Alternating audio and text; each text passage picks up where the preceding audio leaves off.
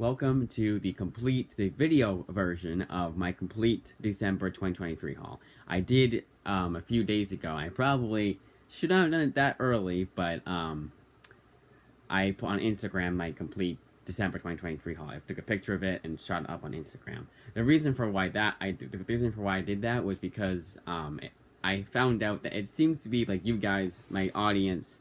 Most of them are on Instagram, and if I want people, like I got a book and I'm like, oh, I really like this book, I want to share it with everybody. Doing it on Instagram is a lot easier than doing it on here. I will still do YouTube. I'm not going to give up on YouTube because there are still people that are on YouTube that aren't on Instagram, of course. And I just like doing YouTube in general. So that's still going to be the thing. But that's just one of those things I was saying to myself, kind of. It's one of those things I wanted to mention because that's the main thing for my YouTube channel. Like, I'm not doing this for the money, and obviously, I'm not doing this for like to gain subscribers or anything like that. I'm doing it for the community. I want people to be like, hey, I have this book, and like, oh, that's a really good book. Yes, you bought a really good book. And some of these books I've read before, and I'd be like, hey guys, I read this book. It's really good. Check it out. And then they're like, okay, we will check that out. In fact, one of my recent subscribers did that with Preacher, which is really nice to know because that's my favorite comic of all time. That was really nice to know. That was really nice to hear. But without further ado, let's get into it. Now, I think I'm going in this order. I have them in two different stacks. I want to make sure I'm not going to do Volume 2 of a series before I do Volume 1. But 45 books I counted. Now, two of these, the reason why I didn't just decide to, like, if anything, do Christmas haul as my complete December 2023 haul is because two of the books I was supposed to get for Christmas I didn't get. But I did get a gift card, so with that gift card, I got those books. Those two books. And the reason for why I said, oh, I shouldn't have uploaded that to Instagram so early was because it's entirely possible I was going to get one more book after the gift card. You know, I'd have like a second gift card kind of thing. I thought I would. I didn't. And when I went to the gaming store yesterday, I was not 100% sure I didn't find anything I really wanted. But I did, as you saw with Saturday's video. Tomorrow, so tomorrow is because I'm recording this Saturday, but Sunday's video tomorrow will be my reviewing of all 11 games. LA Noire didn't work, which really pissed me off.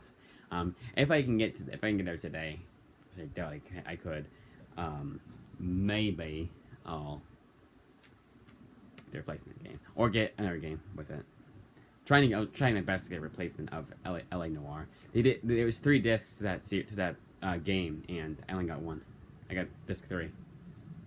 All right, let's continue on with it. First up is Love Everlasting Volume 2 by Tom King, collecting 6 through 10 of Love Everlasting. This is a series, as the writer Tom King, I'm not the biggest fan of, but I do like when I guess you could say when he hits, but like, I don't hate his writing either. Like, even his Rorschach, which I didn't think was the best thing ever, I still enjoyed parts of it. And this one does seem like it'd be up my alley because it's kind of crazy kind of story. And the artwork here is very Joel Jones inspired. And it reminds me a lot of the comic series that she did called Lady Killer. That was a really good book. And of course, she did Wonder Girl, which I still not yet read. The ones I showed off on my live stream, those ones are going to probably be like, well, I'll be reviewing them all at once, so there you go. Never mind that. So next one up, I have read before, and that is I Love Trouble by Kel Simmons. This one collects 1 through 6 of... Oh, sorry. Elsa Chartier is the artist, so let's go back to Love Everlasting. Written by Tom King with artwork done by a lot of people. They just have them all here. So here's all the names.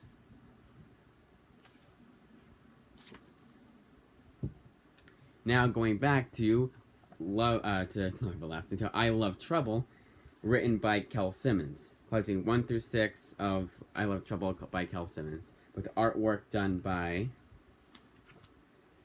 Mark A. Robinson, who does issues 1 through 5, and then issue 6 is illustrated by Nathan Stockman. However, all of it is colored by Paul Little, and all of it written by Kel Simmons. This is one that I read before. I did enjoy it. It wasn't like a super recommend or anything like that. I just thought it was, it's a bizarre comic. I remember it being very bizarre. But it was the last Kel Simmons book I needed. And as it so happens, or it has happened last Christmas and for my birthday, at least one of the used books I got, because used like new is what I get, but used very good is the second one down. But some of the used books I got, two of the used books I gotten before for Christmas and my birthday respectively, have been library copies. But obviously withdrawn from that library for whatever reason. But I do like getting library copies, especially because I got this book at my library to begin with. The first time I read it, first and only time I read this series, I got it at my library. So it's got a fun novelty kind of thing. Next up, we have another book that I've read, and that is Maestros by Steve Scrosay, with artwork done by Dave Stewart and colors done by Phonographics. This one, so I Love Trouble was kind of an action kind of book. It's all over the place. It's like an action, adventure, I guess you could say, crime. But this one is pure fantasy. And this one, if you like fantasy comics and you like a kind of a, I wouldn't say King Arthur, but it's kind of like a wizards. That's what it was. If you like wizards and like witchcraftish kind of thing, but more like wizards, this is right up your alley.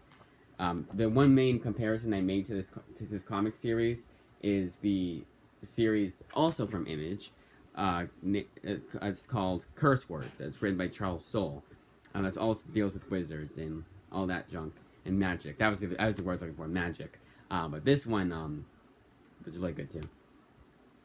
And 1 through 7, which I know I already mentioned, but I want to re-mention apparently. The next one I've also read and really enjoyed, and also same exact creative team as Maestros is Post Americana. So Steve Scrosay, Dave Stewart, and Phonographics bring you Post Americana, and also from Image Comics. All the books I got this month are all from Image Comics. Image Comics is, as you'll see, what the comics I'll be reviewing that I've been reading from the library when I do those comic reviews. As you'll see, Image Comics seems to be my go-to. It is my go-to for independent comics, and it's proven to be the best decision I've ever made to get nothing but Image. Yeah, I'm missing out on some Marvel and DC omnibus and collected editions from Marvel and DC, but it's kind of, for me, it's like, okay, I'm missing out on the current Batman ongoing, sure. But I'm also missing out on the 80s run, and the 70s run, and this run, and that run, and that run, and this run, and that run. So it's kind of like, yeah, eventually I will get it if it's on sale, or if it's at my local library.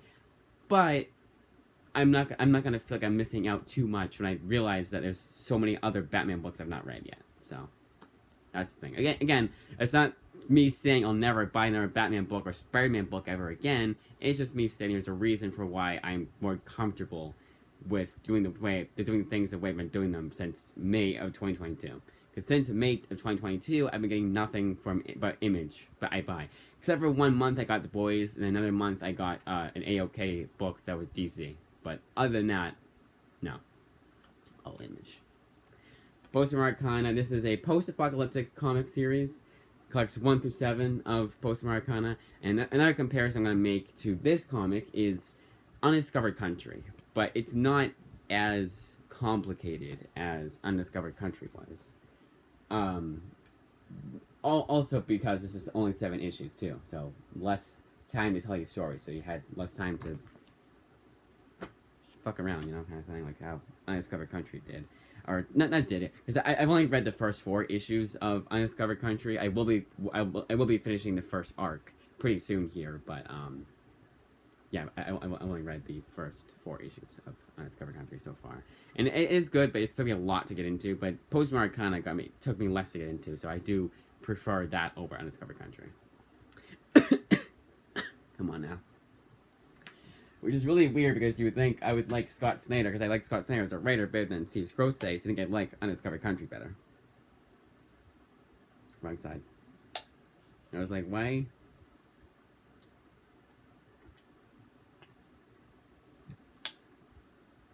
That feels so weird. It's a good thing I noticed it before I spilled. I wanted to kill. I wanted to kill someone if that happened. Probably myself because I was the one that made a mistake. Next up, we have Two Graves, written by Genevieve Valentine, with art by Ming Doyle and Annie Wu, colors by Lee Luffridge. Ming Doyle and Lee Luffridge sounds very familiar. I know I definitely have seen their work before, especially Lee Luffridge, but I'm wondering if it was one of the books I got this month. Ming Doyle not so much. Lee Luffridge is the one. I think that there was one. And here's the artwork for Two Graves. This is one of the two books that deals with the daughter of death. Or daughter of death. Yep, that was right. Death and the maiden go on a road trip. Nobody gets out alive. That's on the back. And it's not a spoiler because it's on the back. 1 through 6 of Two Graves. But definitely a fantasy comic. And apparently it's supposed to be an ongoing, but we still have nothing. I'll double check it right now, actually. But no news on issue 7. Which, me being a completist, I don't exactly mind. Oh, and it's Two Graves Volume One, Wish You Were Here, collecting 1 through 6 of Two Graves. I wanted to mention that because there's another series by Image Comics. There's a Volume 1 that also had the tagline "Wish You Were Here." It was Mind the Gap. That was Volume 2. It was Mind the Gap Volume 2, Wish You Were Here. And yes, both times when I got the book, I was going over the book. I have that song stuck in my head now, Pink Floyd. Which I don't think I need to mention. Hopefully not. Hopefully you guys knew what I was talking about when I said "Wish You Were Here." 9 out of 10 of you did, because 9 out of 10 of you were probably around when that song first came out. You literally grew up with it, which that had to be good. That had to be awesome. I regardless of this really pisses me off. It says cover price $9.99 for Two Graves. See it? Screw it. But it's $12.99. But still, like, nevertheless, $12.99 for a book this thick is a damn good price, regardless. Especially because it seems like it's all we're getting of Two Graves. Yeah, still 6 issues of the series. Crazy. Next up, we have Black Cloak, written by Kelly Thompson, with art and colors done by Meredith McLaren. That makes my job easier. Because sometimes like 2 colorists, 2 artists, there'll be a I'll get a better page. There'll be a show the artwork of a Black Cloak. And there'll be like a finisher, a cover artist, a layout. There's one series I was going over that it was literally all of that. It was so annoying. That's why for Tom King's Love Everlasting, I just showed you guys the credits page. Which I probably should just do that from now on, but I do like saying the names out loud. Now, Kelly Thompson, I have read her Jessica Jones 6-issue miniseries. It was originally a digital first, but then they got revamped to a 6-issue miniseries. I think Marvel should have done a sequel. They didn't do it, but Jessica Jones Blind Spot, and I really, really enjoyed that. I want to check out Purple Daughter as a sequel to Blind Spot, but they didn't do a 6-issue miniseries for Purple Daughter for whatever reason. It's like, you did it for this, but not for that. If anything, they should have done a 12-issue miniseries and collected maxi series and collected all of it. But whatever. And it's also one of the only Jessica Jones series I have not read yet. There's a few others now. But as of me saying, as of today, there's a few more after Purple Daughter that I have not read. But for the most part, I've read all of Bendis' run. So that's Black Cloak. Now we are on. This is another one that I've read, and that is so. If I say like Two Graves in Black Cloak, I've not read yet. So I will more than likely say if I've read a book or not, or if I've read a book. And if I don't say it, that means I haven't read it. But this one I have read, and this is Made in Korea, written by Jeremy Holt with artwork done by George Shaw. And this one is a sci-fi comic that deals with like robot kind of children kind of thing. You can buy like a robot child if you and your wife can't have children of her own, and it was a really damn good comic. It was like really well done. I really enjoyed it. So far, I think we might be good. Here. Okay, that's Wachowski. Now, so I like to always mention, like this one, Brian K. Vaughan said was a good book from Post Americana. I always like mentioning that, but I always forget to do that. But whatever, it's not that much of a big deal. So that is Made in Korea. Next up, we have Self-Made, another book I've read before. Books 1 through 6 of Self-Made, written by Matt Groom, and an artist is Eduardo Fregado. Fregado. And then the colorist is Marcelo Costa. What's Kyle Higgins? How did Kyle Higgins do? He's the editor. Remember they said Kyle Higgins Presents or something like that, and I was like, you didn't write that book. Why is he credited? And here's the incredible artwork for Self-Made.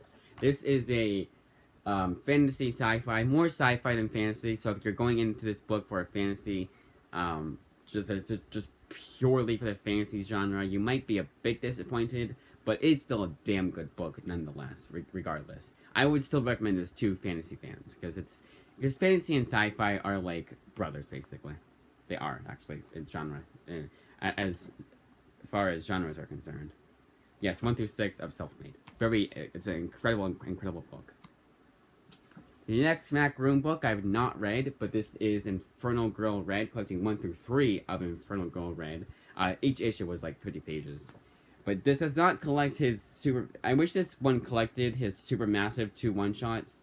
Those are the only Mac Room books I don't have, but it seems to be like the Image Comics anthology, where it's just anthology. It's like it's an Infernal Girl Red story in here. But there's no like with the Image Comics anthology, and I'm talking the 2022 anthology, Image Comics. There's no trade collecting all the issues of that. Super Masters makes sense because there's only 2 issues of that out so far, but yeah. So here's the artwork for Infernal Girl Red, and the artist here is. Let's go back here, right?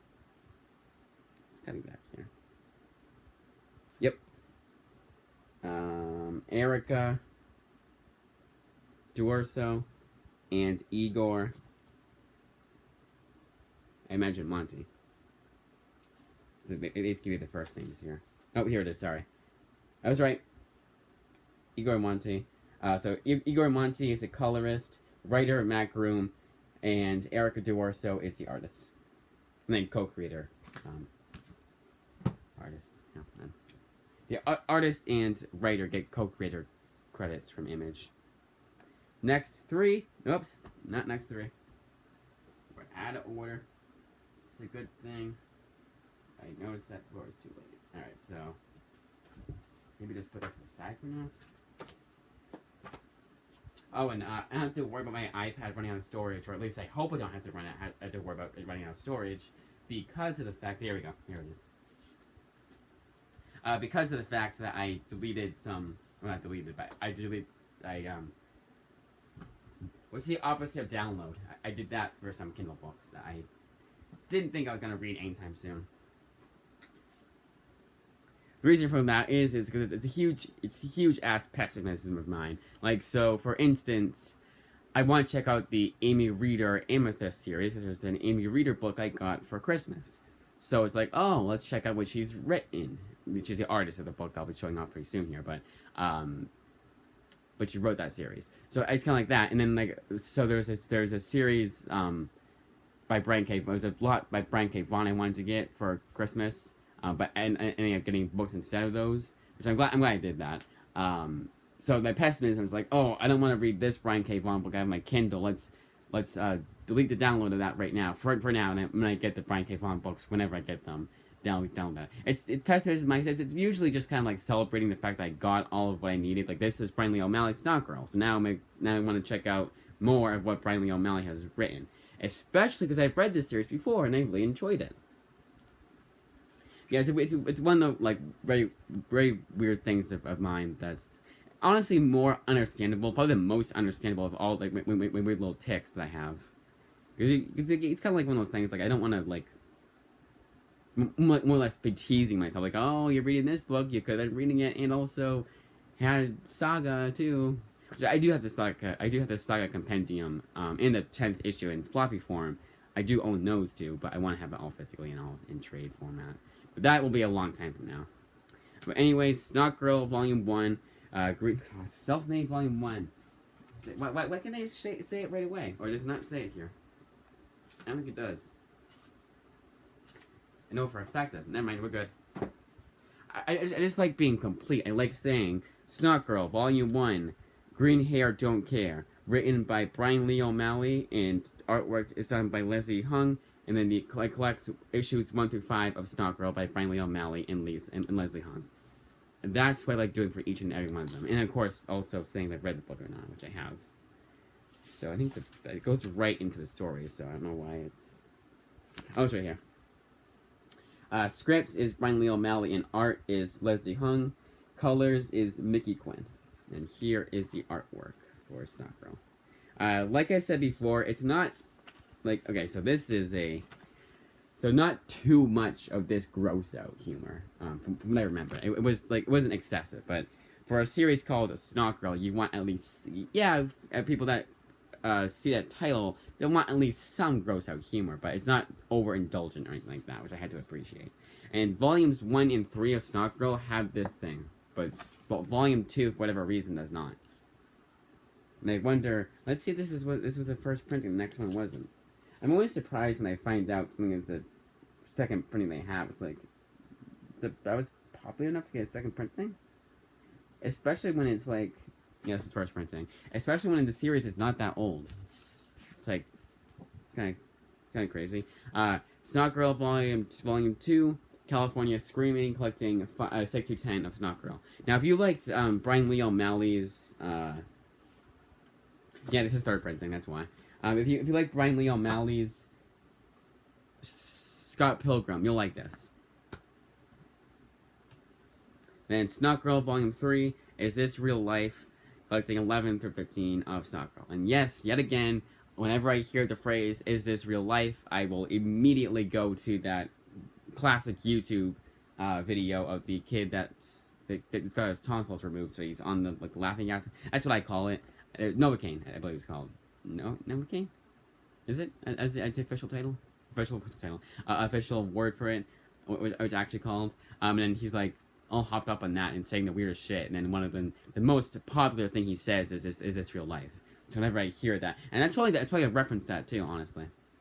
But anyways, continuing on, these next two are by the same author, same creative team actually, of Iolanda Zanfardino and the writer and artist Eliza Romboli. The first one up is A Thing Called Truth, collecting 1 through 5 of A Thing Called Truth. This was not credited, but advertised as a chaotic LGBT road trip. And obviously, I do not care about the fact that it has LGBT elements in it, because it's still a story, There just so happens to be, and I don't mind that, So, I just had to pick that one up. And it was a long time coming, too. For the longest time I did want that book, but I kept putting it off. Because there's just so many other things I needed. And for the longest time, I probably just forgot about the book. The next one is The Least We Could Do, collecting 1 through 6 of The Least We Could Do. Can do, not could. This one looks to be a fantasy kind of comic. I'll look at the back, see what the genres are. Because this one I just got because it was the last book I needed by Iolanda. Science fiction, adventure, and LGBTQ. So, Iolanda has a type. No problem against that. So now here is the Amy Reader series, but it's written by Brendan Montclair, and that is Rocket Girl. Now this is really stretching the limit of my... I got this book because I bought this book myself, even though my library has it, because I loved it so much. This one really stretches that limit. I do still like this book. I do still like it. It was just it wasn't like one that I was like insanely in love with, like with Snotgirl or Maestros and Post Americana. Again, one thing I want to mention is the T14 book, but they were allowed to have 2 F words in all 10 issues of the series, uncensored, two uncensored F words. For reference, Snotgirl is T+, and they just censor the F words. The first few were like heavily censored, but then as they went along, they would do like a little line, like the smallest of lines, so you could definitely see what was being said. But it had been as a joke. They had to say a little line censoring the F word. But this one was completely uncensored. And yeah, Snotgirl had more than two within its 15-issue maxi series, but still, and maxi series actually it's not technically a maxi series because Snotgirl apparently is coming back soon. No news on when it's coming back. That's unfortunate too. But like I said before, I'm a completist, so I'm not exactly complaining. Rocket Girl Volume One, Times Square, collecting issues 1 through 5 of Rocket Girl. Oh, artwork. Same creative team as Moon Girl and Devil Dinosaur. And I think that was the other thing, because I absolutely loved Moon Girl and Devil Dinosaur. That was an insanely cute comic. Main character got on my nerves a lot, but I could see past it, you know? And that's, you have written a damn good comic when the insufferable character doesn't piss me off enough for me to completely disregard, to completely drop the series. That is when you know you've written a good story. And everything else is good. And I will be reading that again pretty soon here. But I think Rocket Girl is the same exact creative team. I was like, oh, it's going to be just as good as Moon Girl, right? Not really. This, if anything, was a rough draft for Moon Girl. Because there's a lot of similarities you could make to this series. Not a whole lot, but like kind of like some.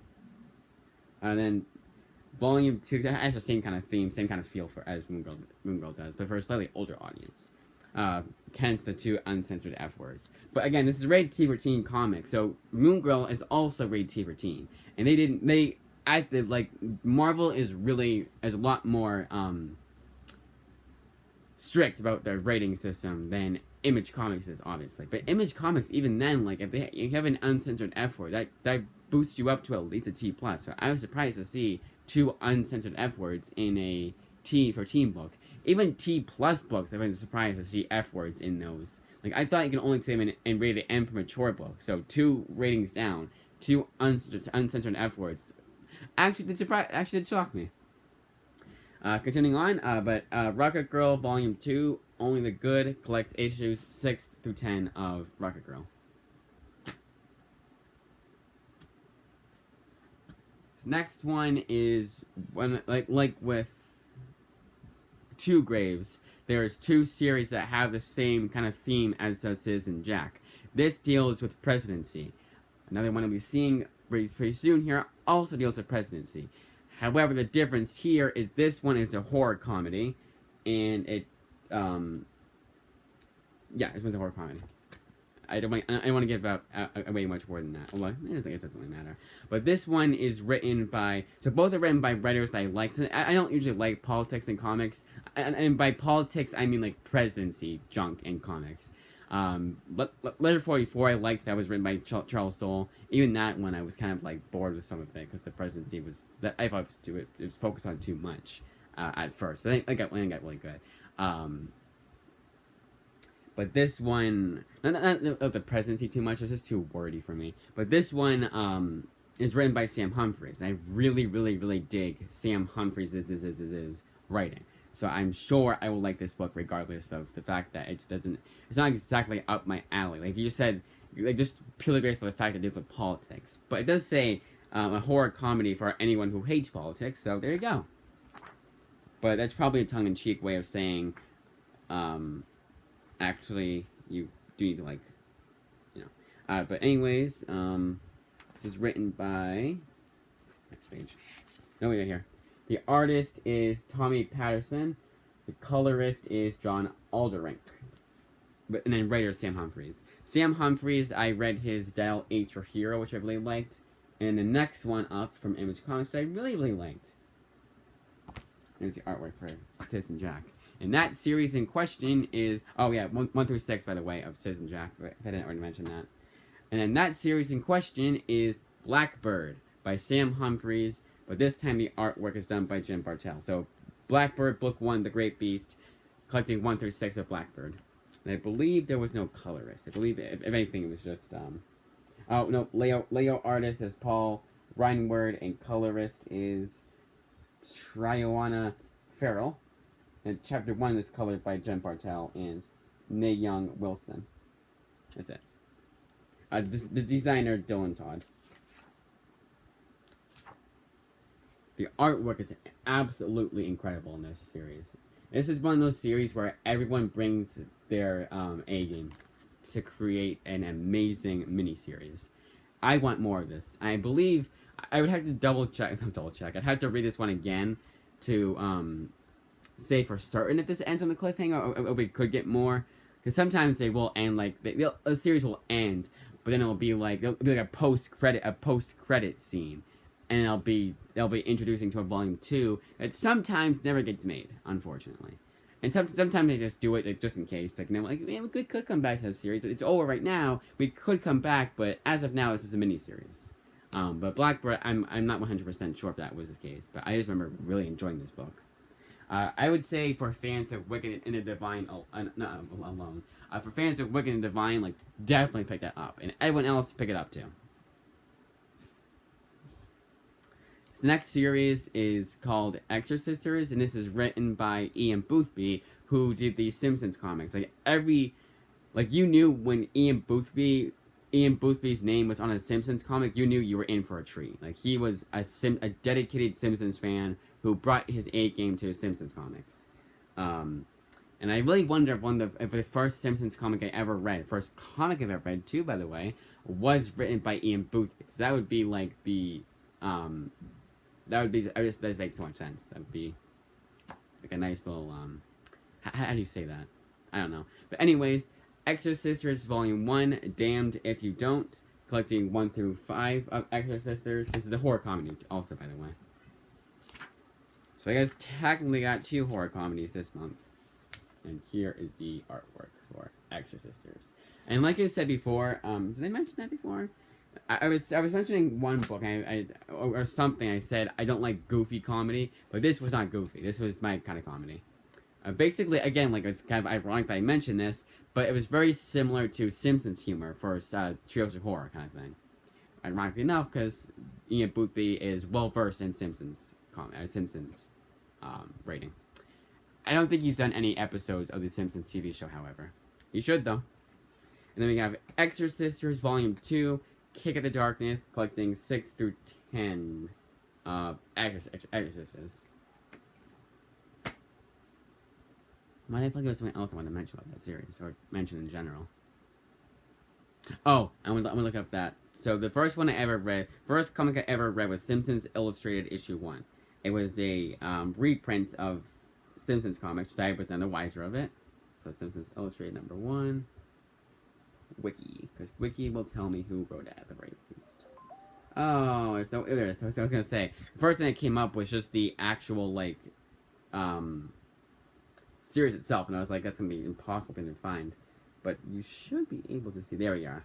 Hey, come on, stop buffering. Not buffering, but nope. Wait, that's the artist. It's cover. Come on. Okay, Permanent Record Room. Who wrote that? At the very least, who wrote that one? Ian Boothby! He did write it! Ian Boothby wrote my first comic of all time. Holy shit. The first ever, because there's several stories in this anthology. Ian Boothby wrote my first comic of all time that I ever read. That is awesome.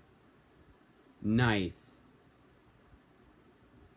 I don't have that comic anymore, by the way. I got water damage. I left it out. I didn't leave it out in the rain. I remember it very fondly too. I had gone. We were home from on vacation. I went inside to go to the bathroom, honestly, and come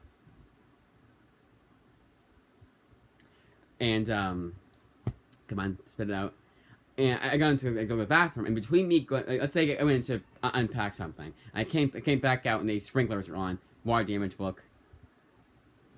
But I think that I believe all the stories were printed in another book that I got. I got the trades afterwards, not long afterwards.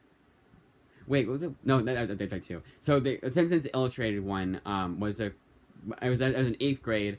My study hall teacher had brought some comics from home, and she let me keep the one that I took out, which was really nice of her. And that became my first comic of all time I ever read.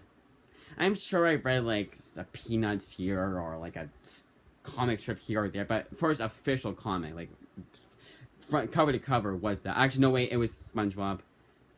That was SpongeBob. It was SpongeBob. I'm an idiot. That's right, too. But I would say first official. But anyway, then I went into, I got into comics. Like, back then, I wasn't really into comics. I went with that SpongeBob. It was just SpongeBob. I was a huge SpongeBob fan, so I picked up anything SpongeBob. I would pick up anything SpongeBob back then. Anyways, Bolero, I have read this one before, and I really enjoyed it. Bolero 1 through 5, written by Wyatt Kennedy, with artwork done by Luana Vecchio. It's 1 through 5 of Bolero, and also collects, and this is what I think every book should do from now on. Not from now on, but like, it collects all the anthology stories from the Image Comics anthology stories. There's a few that were Bolero stories that were in the Image Comics anthology. It's in this thick ass trade for only $17.99. For reference, this is about the size of a Preacher complete collection trade, which is $20, and even that is a good price from DC Comics. Nowadays, and this is a pretty recent comic book too, so nowadays, this would, let's say this came out the same day as a Marvel complete collection that was this size. That would be, at the very least, $39.99. DC Comics, at the very least, $29.99.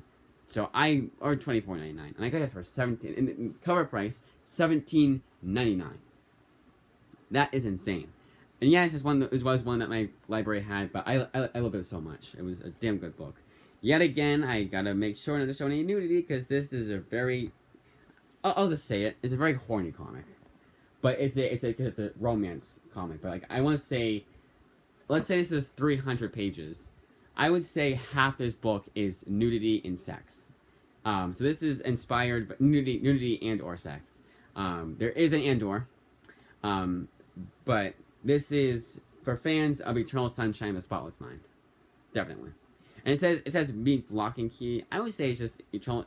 All you gotta say is for fans of Eternal Sunshine, because Eternal Sunshine already has a lot of fantastical elements in it. You know, it's kind of redundant to say meets Lock and Key. Well, like, I guess you could say that. It's just one of those things that it just seems redundant in my opinion. But hey, you know, if you're a fan of both Eternal Sunshine and Lock and Key, pick out that book. Come on. Staying in. It's staying in, by the way. I don't know why that happens. It's just like out of nowhere. Nameless by Grant Morrison, one of my favorite writers of all time. Ironically enough, when I was going over my favorite 3 comics of all time, none of them written by Grant Morrison. I shouldn't do that. My ring went off and it was really loud. My ringer isn't even that loud. Why was ring? Get it? Why was that so damn loud? Anyways, Nameless, it's collecting 1 through 6, written by Grant Morrison with artwork done by Chris Burnham. And then they believe the colorist is Nathan Fairbairn, right? Yep, I was right. Oh wait, designer. Designer is Drew Gill. Logo is Ryan Hughes. Ryan Hughes, doesn't he have a lot of variants people really like? So this is like 100% a Grant Morrison comic. All of his tropes are in here. All of his best tropes are in here. This is his magnum opus. Not his magnum opus, because I've heard that is actually Invisibles. But if you like Grant Morrison's like kooky, insane writing style, you'll love this book. Just like I did. And this is really weird, me holding the paperback version, because previously I had the, and this is like local library, like Snotgirl. That one was Interloans. I had to get it. They would have to get it from another library. But all I had to do right now is go to my library right now and get this hardcover version. But I love this book so much, I had to own it. And I had to own everything that Grant Morrison has done for Image Comics, both of which, ironically, I've read before. And then he did 2 issues of Spawn, which I've also read. But I don't include Spawn as part of what I need for this guy for like all of what I need for Grant Morrison. I don't include Spawn. And just like I don't include like anthology books or writers, if I so happen to pick up an anthology book and it has a story written as a story written by, say, Grant Morrison, more props to me, awesome. But I'm not gonna go seek out, like, there was a one when I got the Mark Ricketts books back in July. There was a book, I forget what it was called, 4 letter words. I did not include that as what I needed to get for Mark Ricketts. I think the reason for why that is because anthology comics, especially the ones that like 2-page stories, 2-page stories, don't stick with me as well as ones that are like one issue. And a lot of the ones that I don't have yet for the anthologies, a lot of those are like 2-page stories, you know. Honestly, Bolero, the anthology stories were the weakest parts of that comic. For reference. And Bolero I loved. So the next one up is another Grant Morrison book, but this time the artwork is done by Derek Robertson, and that is Happy, collecting 1 through 4 of Happy. Now this is the series that I have read twice before, actually. The first time I read it, I didn't think it was all that great. I liked it enough. I think I still gave it. I was thinking about it, still giving it like a 6 out of 10. But the main complaint that really brought down the book for me was the fact that it was just kind of like, it was almost like, it was very, God, what do you call it? Come on. Like, it was very depressing. It was very, like, a very dark story. And I almost, like, liked that it was a dark story, so I really went into that. But when I read it for the second time, it wasn't as bad as I remember being the first time. It's still a very dark, depressing kind of comic, but it also has some, like, fun moments in it. And it has the ending, you know, makes up for everything. Yeah, 1 through 4 of Happy. I will be watching the sci-fi series. I think that was the other thing, because I think I had heard about the sci-fi series first. If anything, I heard that Grant Morrison wrote the comic book. I was like, oh my god, I gotta check that out. My library had it, and then because I had watched a trailer of it before I read the comic, I thought it would be more like that, and it kind of is. But I would say the comic is, judging by the trailer of the TV show to the comic, the TV show is a lot more like comedic has a lot more comedic elements than the comic does. This next series is one that is probably my most controversial pickup ever. And that is Man-Eaters. Not only because my library had all 4 volumes of it, again, interloans, but it's not the best series. But I absolutely enjoyed this comic. It was absolutely entertaining. Very preachy, yes, at times, and it was kind of like I cringed a lot at this book, but it was very entertaining. It kept my interest. When I finished this series, I wanted more because it does end on a cliffhanger too. And that says a lot when a series ends on a cliffhanger and you want more, even though you have a lot of problems with the story. This one is written by the infamous Chelsea Kane. And pencils and inks is done by Kate Nizimek. Colorist is Rachel Rosenberg, and that's it. Because I don't go over any letters. Oh, covers is done by Leah Micharenke, and she's also the creative producer. And then additional interior art is Leah Stella Greenvoss, and then Kyle Scanlon. Additional writing is done by Eliza Fantastic Mohan. She does a lot of there's a lot of poems in this book. And then haiku, there's like a lot of extras in one's poem. Haikus are done by Emily Powell, and swagger is Katie Lane. So a lot goes into this book. There's obviously, like, here is artwork, you know, like it's an actual comic, but at the end, especially, and then sometimes in the beginning, you'll have stuff like this. Now, there's an entire issue of this. I've not read every issue of this, because issue 4 was just all this text and whatever. When I read this series again, I will be reading that. Like, I'll be a completist. I'll read everything, cover to cover. But I don't like that kind of stuff in a comic book. Like, if you can have it in a magazine, sure, fine, or in a novel, but in a comic, it's kind of annoying. So it's Man-Eaters Volume 1, collecting 1 through 4. And ironically enough, one of the quotes on the back here is by Bill Oakley, who's a Simpsons writer. Is it showrunner? Who's the writer? Let's see. It just says The Simpsons. And his quote here is right here. And it is very strange. Like, it's almost like it's... I don't know if it's tongue-in-cheek or Chelsea Kane is outing him. Because either is entirely possible. Because Chelsea Kane has been known to do that. Man-Eaters Volume 2, collects 5 through 8 of Man-Eaters. Man-Eaters Volume 3 is 8 through 12. 9 through 12, 9 through 12, 4 issues per volume. For the first 3 volumes, it's 4 issues. But then, Volume 4, The Cursed, collects 1 through 5 of The Cursed, and then issue 13. So, 14, 15, 16, 17, 18 issues, collecting 4 volumes. Just like Zero did. Zero by Ailes Scott. Because whenever I hear 4 volumes, I think, okay, at the very least, that is 16. Because 4 issues. Wait, yeah. Yep, 4 issues. Or usually it's 5 issues of 20. So that's usually what I think of. And then I'm always surprised. I was surprised with Zero, it was 18. I was like, that doesn't make any sense. But it does, because one had only 4 issues. And probably the same as Man-Eaters, honestly. Like, first 3 were 4 issues, and the last one was 5. Actually, 6. No, the last one wasn't 6. It wouldn't have been 6. Next up, we have Lovestruck by Dennis Hopeless, with artwork done by Kevin Mellon. Dennis Hopeless is one of those writers that I feel is extremely underrated, and I wish I had mentioned that on my Instagram post. But that was already wordy enough. That was like a paragraph's worth. Not even a paragraph. It was like a 1-page essay at least, because there's a lot that I had read before and I wanted to mention. There's the artwork for Lovestruck. This one doesn't say what it collects. I swear to God, somewhere I had seen it was 1 through 6, but I can't find it. And yes, I find it funny that I got a book called I Love Trouble, Love Everlasting, and here we have Lovestruck. So, irony.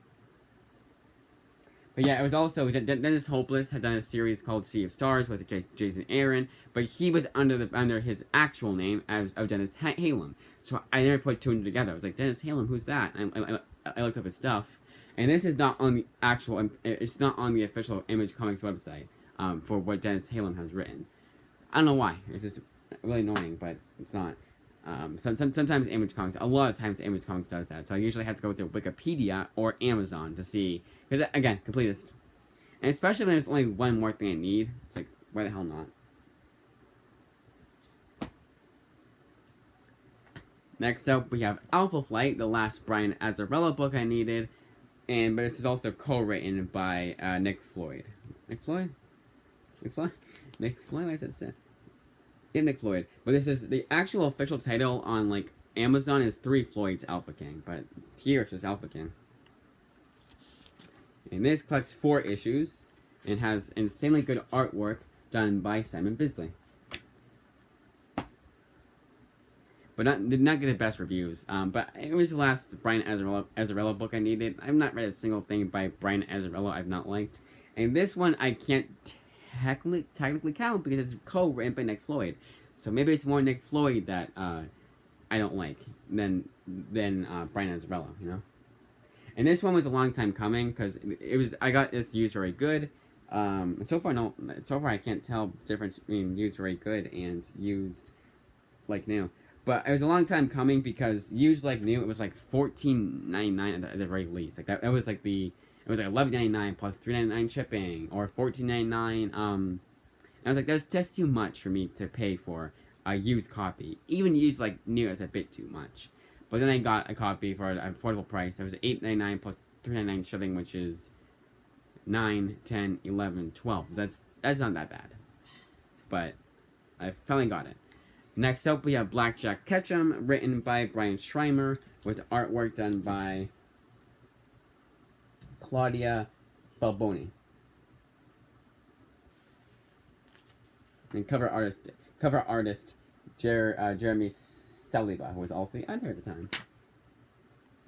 This is one of the 2 Western comics. I think 3. No, just 2. But this one seems to be pure Western, which is right up my alley. I like me some Western. Not enough to read. Apparently not enough to where I could tell you what I read for Westerns, other than Six Gun. Preacher had some Western elements in it, so there you go. It's honestly why I play. It's probably why I like the Western genre so much. Honestly. Next up is Infidel. This one collects 1 through 6. Nope, 1 through 5. I was at first gonna say 1 through 5, but I was like, 1 through 6, judging by the thickness of the book, but I was wrong. This one, a lot of people liked it. Jock liked it, Steve Niles likes it, Jeff Lemire gave it praise. Cliff Chang. And this is one that I'm like getting because it was the last Pornzak. Yeah, that's his actual name, first name. It was the last Pornzak Pichetti book I needed, so I was like, the hell with it. But I don't remember. I don't remember. The first 2 times I've read this book, I didn't really enjoy it. I thought it was just all right. The artist here is Aaron Campbell. I thought it was like the Man Eaters. I thought it was very preachy. I would say more so than Man Eaters at times. Like they hit you over the head. But I also got his The Good Age, which I've heard a lot better praise for, and Sam will tell me like that book. But Infidel. Next up, we have The Mirror, Volumes 1 and 2, all written by Emma Rios and all artworked by and all artists, all drawn by Hui Lim. I'm just gonna say she's also the colorist because I'm not seeing anything on colorist. So Volume 1, Mirror Volume 1, The Mountain, collecting 1 through 5 of The Mirror, and then Mirror Volume 2, The Nest, collecting 6 through 10, pretty thick, but collecting that little. Of the mirror. There must have been one issue that was a lot longer than the other. Probably issue 10. The first and last issues of an Image comic series almost seems to be a lot longer than the other issues, which I do like.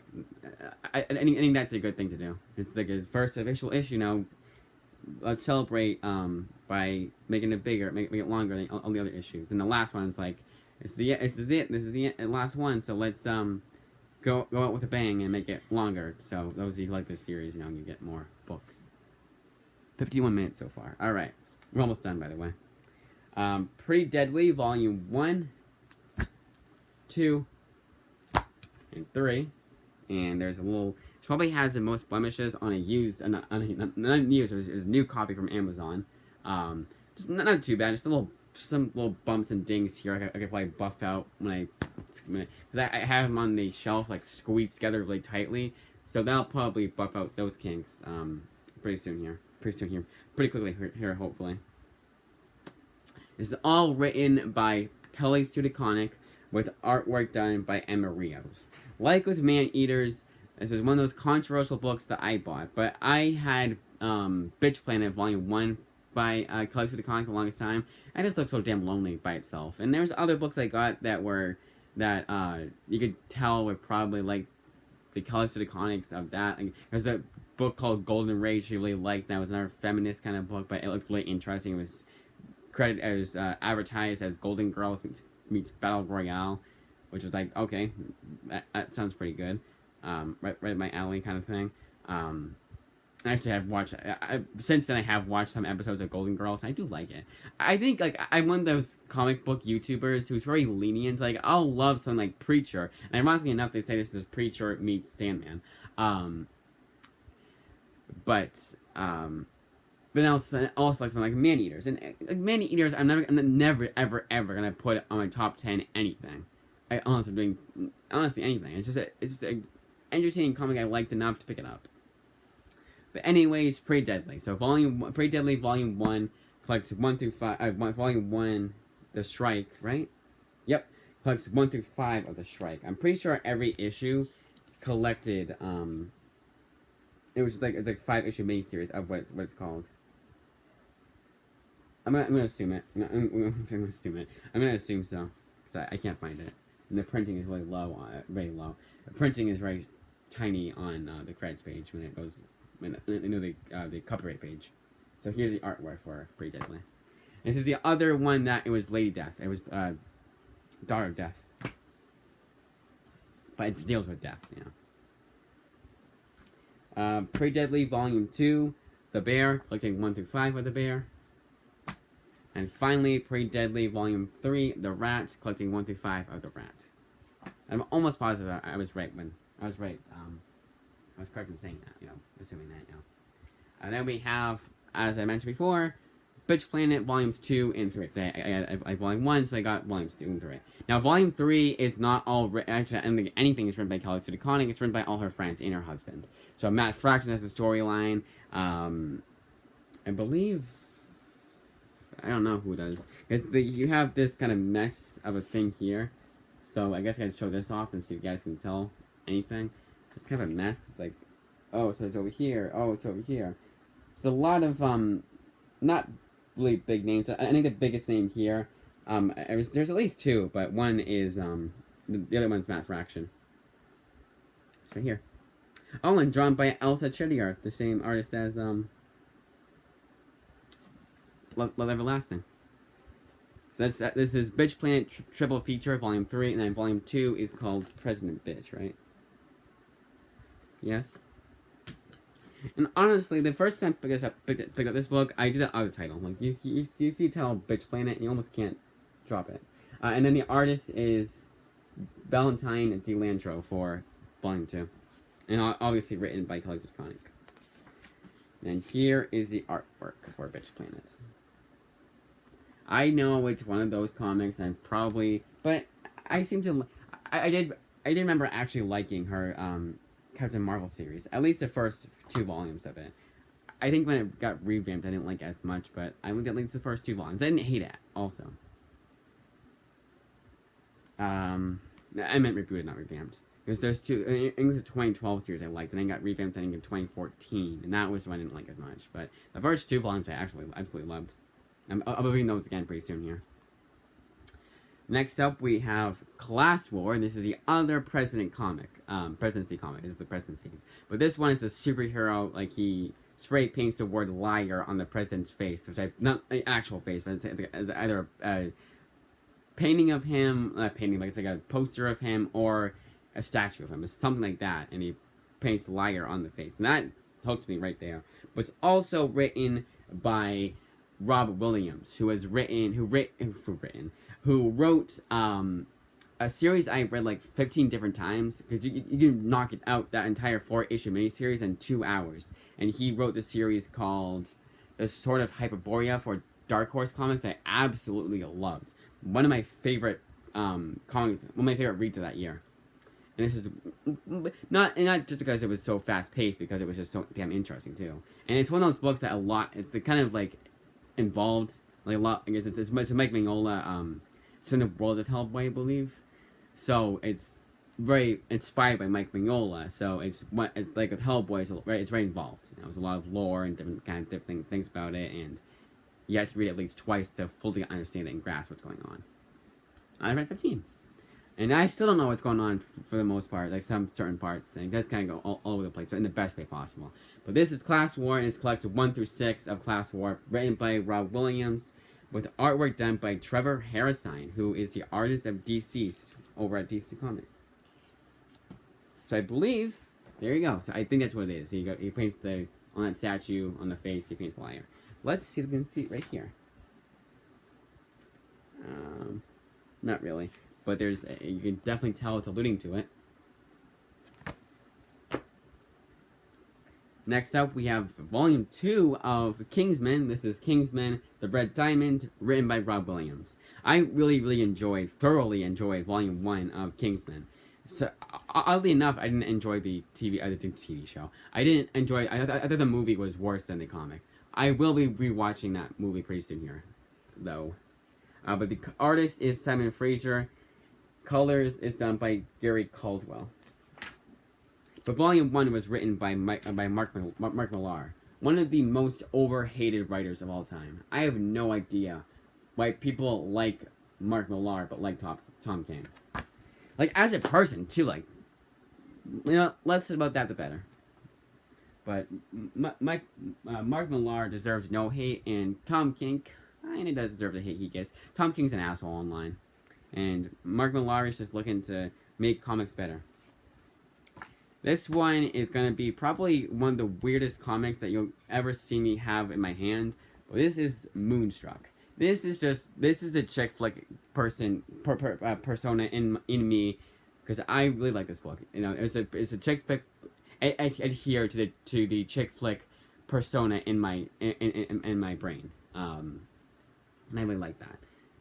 I thought it was just cute enough. There's a few things in it I kind of cringed at, even like my chick flick persona in me cringed. But it wasn't enough for me to hate this comic. And did enjoy this comic enough to buy it myself. And it was also, like, I think the most I paid for was, like, $7. Like, I think this one was, like, $5, and then the next two were $7. So I was like, that's a steal. So Moonstruck Volume One, Magic to Brew collects 1 through 5 of Moonstruck. Now this is, is fantasy. There's fantasy elements in it. It deals all the characters are anthropomorphic animals, but it's more of a romance than a fantasy. Not like Saga. Like Saga is a lot more has a lot more fantastical elements and does a lot more with its fantasy genre than Moonstruck does. Moonstruck is just more romance in it, and they do go on adventures too, but it's a lot of it. I remember it being just like down to earth slice of life, kind of like how Snotgirl is, and I really like that in a comic sometimes. Like I don't always need them to be going on huge ass flying adventures, you know. This is written by Grace Ellis, and the artwork is done by Shea Beagle. And I'm going to double check to make sure it's not a colorist. Pleasant Mountain Sisters artist is Kate Leaf. It's a story within a story. That one I felt kind of cringe. But I think it was supposed to be. It was supposed to be like a overly campy kind of book, and that was the whole joke. And if that was, good on you. And the colorist is Caitlin Quirk. And this is a rated E for everyone comic, but for whatever reason, Volume 3 is rated T for teen. So yeah, this is definitely a for all ages comic. Even Volume 3, there's only one, and I think it was actually in Volume 2, they still the E for everyone comic. There was one usage of the asshole. That was it. And a few hells and damns here and there, but it was very PG language. Even asshole, and you can get away with saying it once in a PG movie. Modern PG movie. I know back then it was a lot less stringent, a lot less strict, I mean. And the last two books here are both written by Devin Grayson, one of the most underrated writers in my opinion. So, Volume 1. First one up is Matador, written by Devin Grayson, and artwork done by Brian Steelfreeze. You know, it's a colorist. Oh, story is also, he's also a story though. Story credits usually mean, if there's a writer credit and story credit at the same time, that usually means that the person just said, so in this story we're gonna have the character do this, that's it. They didn't write the actual book, they just kind of gave like the plot synopsis kind of thing. There's the artwork of the show. I'll show it again. I forget kind of like, didn't show up for long enough. Definitely seems to be a espionage kind of book, if I'm not mistaken. Mystery crime. So, at least crime. And that's right my alley, crime and espionage. So, there you go. And that's also Devin Grayson's, I believe, because she's Black Widow. That's her forte. Then we have User, a book I have read before, and the only hardcover, too, by the way, that I have for this month. But the last few months I've been getting more hardcovers than anything, actually. Not more hardcovers than anything, but last month I got 3 hardcovers and 2 softcovers. October I got November. Last month was November. That was just 1 hardcover. Then in October that was the 3 hardcovers and then 2 softcovers. And then September was 1 hardcover, maybe 2, and then 1 compendium. So I was getting more expensive books. But this month I want to go back to the days of me getting a bunch of books in third-party sellers and getting them cheap. But next month, that's what we're trying to do for Christmas and my birthday, going all out, and then in the in-between months, trying to get more hardcovers and compendiums. But anyways, User collects 1 through 3 of User. Each issue was very long. Written by Devin Grayson yet again, with artwork done by John Bolton and Sean Phillips. And it's not saying who's the colorist and who's the artist, so I'm just gonna assume. Let's see if you guys can tell. Those of you who are Sean Phillips aficionados. Or John Bolton's. But this one was very interesting. I really liked it. Fantasy, definitely a fantasy comic. So I'm going to go over, so this is it. 45 comics. I got a lot this month. But we're going to do a little speed run. Because we're at hour and 4 minutes. And we're going to go over each book. So if you guys want to know who gave praise to each book, that's what we're going to do right now. Now, I'm just going to do the back covers. So if they just so happen to in the inside, you know what? No, because some don't have anything on the inside. So this one, Rick Remender gave it praise to Love Everlasting. It's a good sign. And a lot of these are like Library Journal, like IGN. Francesco Francavilla gave it praise. Whoever wrote, who the guy who wrote Night of the Ghoul, which I've always seen advertised but never picked up. But he gave praise to Love Everlasting. I Love Trouble. I don't think anyone gave praise to this book. Oh wait, no, Lamb Pitts, but I don't know. That's Newsrama. And just a bunch of article writers gave it praise, but I did too. Maestros, I gave it high praise. Won an Eisner Award, a nominee. Brian K. Vaughan gave it praise, and that's it. Well, Brian K. Vaughan's a big name, so there you go, Maestros. And Post Americana, I know Brian K. Vaughan gave this one praise too, I believe. Yep, Lena Wachowski, the director of The Matrix, gave this praise. And ironically, Steve Scrosay was actually I forgot to mention this, he was a storyboard artist for the Matrix trilogy. So it's kind of funny that Lena Wachowski gives this book praise. Because we've definitely been following his not genre, but his career post-Matrix. Brian K. Vaughan also gave this book praise. I did watch the first Matrix not so long ago. I thought it was good. I need to watch it again to fully appreciate it, though, I feel. Brendan Fletcher gave Two Graves praise, but Brendan Fletcher and I did not get along because I don't like his writing that much at all. I liked his Isla. That was because it had no dialogue. Or almost no dialogue. Black Cloak. Christopher Cantwell, Scott Snyder, and Gail Simone all gave Black Cloak praise. And by praise, I mean they give a quote. Like they say, oh, this book is really good. I'm not going to go with the quote itself. For that, you can buy the book yourself. Kelly Sudaconic, Nick Spencer gave Made in Korea praise, and I also gave Made in Korea high praise. Self-Made, no one. I mean, but again, the comicbook.com and Multiversity Comics. The reason why I don't count those is because it's Multiversity Comics. Who in Multiversity Comics gave it praise? Did everyone just collectively, like, robotically, like, in unison, we like this book was really good, pick this up, like, in unison said that? No, I don't think so. So it pisses me off when they do that. But I gave Self-Made high praise as well. Infernal Girl Red. Again, article like IGN clones. No writer, no names behind it. Snotgirl, I gave praise, but no one here. Surprising. But I gave Snotgirl high praise. That's all that matters. A thing called Truth.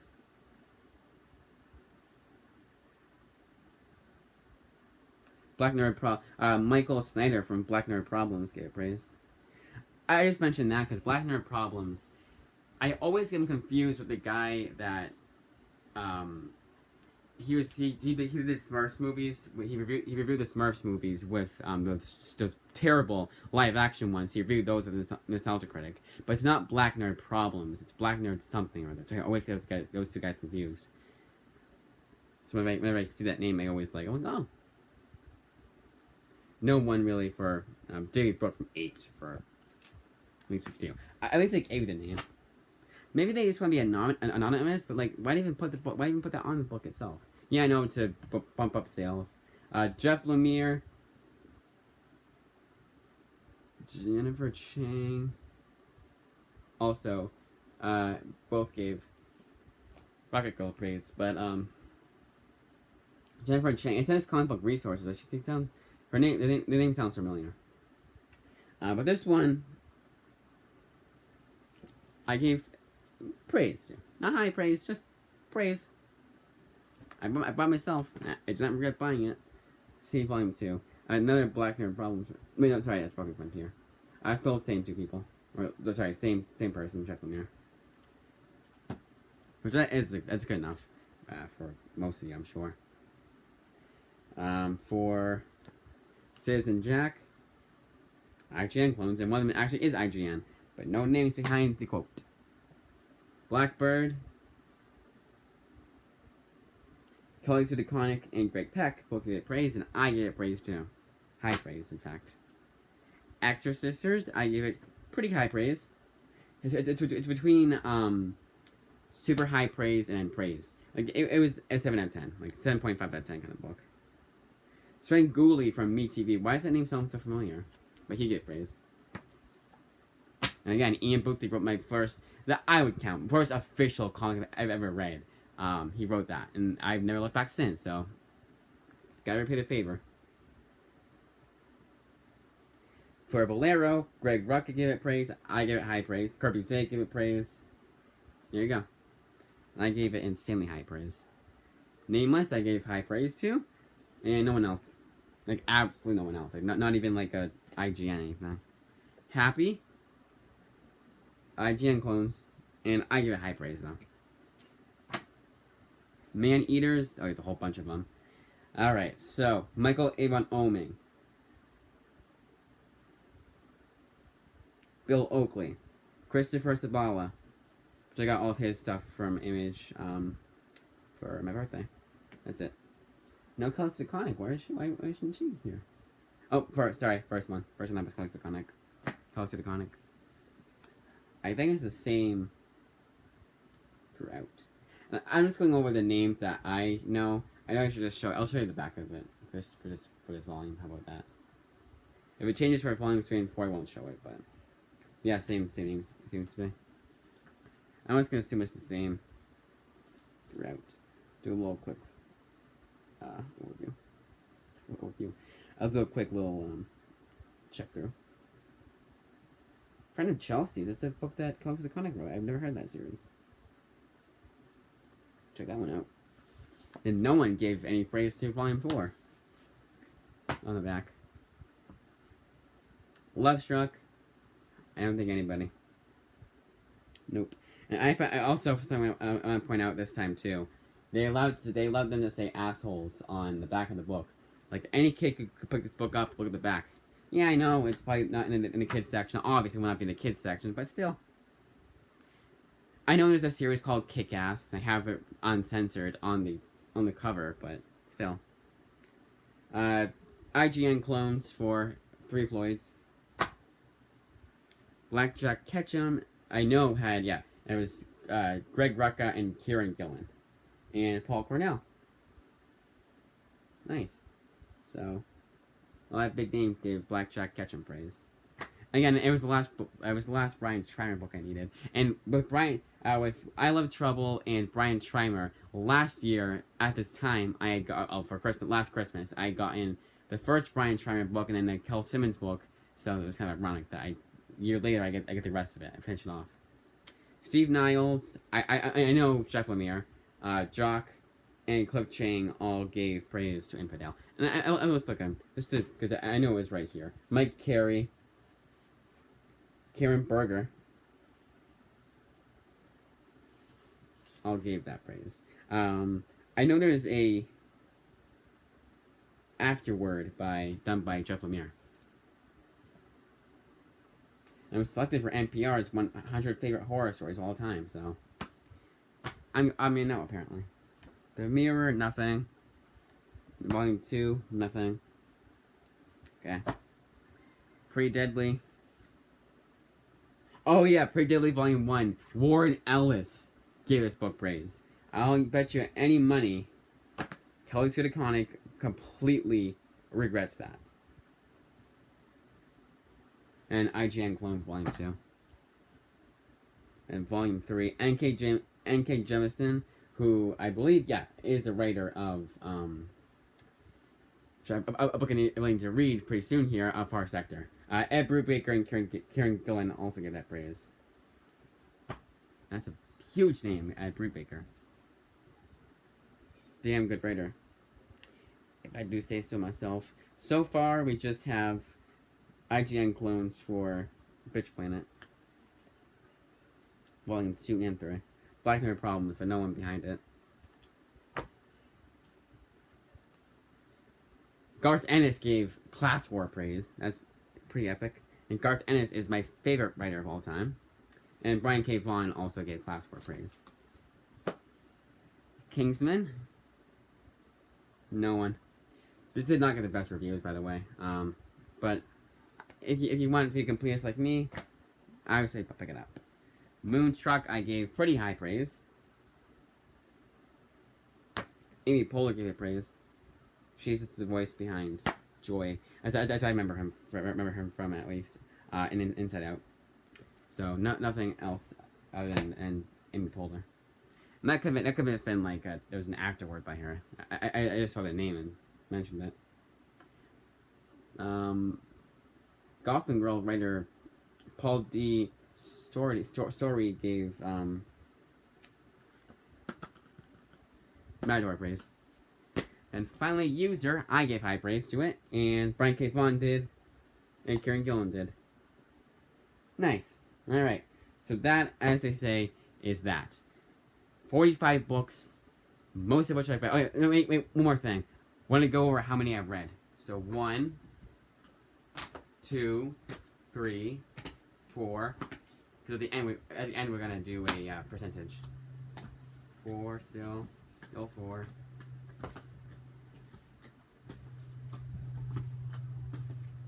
5, 6, 7, 8, 9, 10, 11, 12, 13, 14, 15, 16, 17, 18, 19, 20, 21, 22, 23, 24, 25. Whoa, hey now. 25. Hey now. 25. The books fell. Alright, so 25 out of 45 I've read. So I definitely did count it as a series. Like, I didn't do many ears 1 through 4. I counted it as 1. So 25 divided by 45. 55% of these books I have read before. I think that is enough for you guys to hold you guys over for until next time I do a comic review. That, as I say, is that. Hour and 17 minutes. Why couldn't my May haul have been this long? To be fair, a lot of what I got in May I hadn't read. This is the most I've read, like the most I've gotten, like that I've read before, kind of thing. And I don't mind doing that, by the way. Some of you guys probably say to yourselves, like, well, you could get the, isn't that kind of annoying because you're not going to be a lot of these I'm going to be reading them for the first time. I don't mind that. It's like 45, so 25 out of 45, so that is 20. Actually, I should have known that. I have 20 new books to read, you know? But yet again, I think that is all. I'm freaking finally put these books away once and for all. And this will be uploaded on May 1st. January 1st. First video of the year. And then tomorrow will be the last video of the year. She'll probably be doing back-to-back with this one. That's it. And I was able to do this without my iPad saying, any storage.